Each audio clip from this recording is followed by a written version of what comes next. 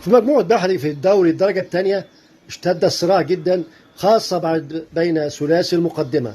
بلدية المحلة 55 نقطة، وطنطا 54 نقطة، وكرنس 52 نقطة. ترى من ينال بطاقة الصعود في النهائي؟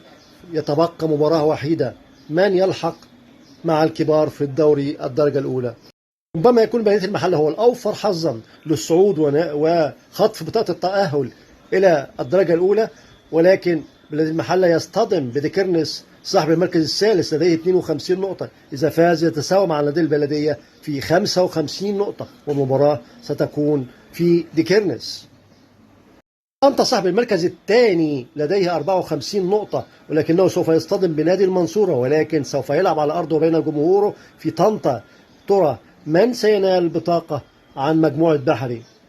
بلدية المحلة أم طنطا أم ديكرنس؟ إذا تساوى الفريقان طنطا ونادي البلدية سوف يعود إلى المواجهات المباشرة بينهم.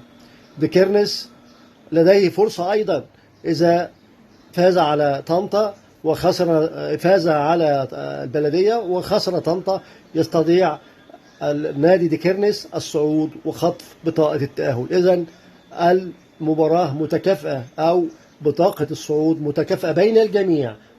ترى من ينال بطاقة الصعود؟ بلدية المحلة أم طنطا أم ديكرنس؟ سوف نرى يوم 14 المباراة النهائية.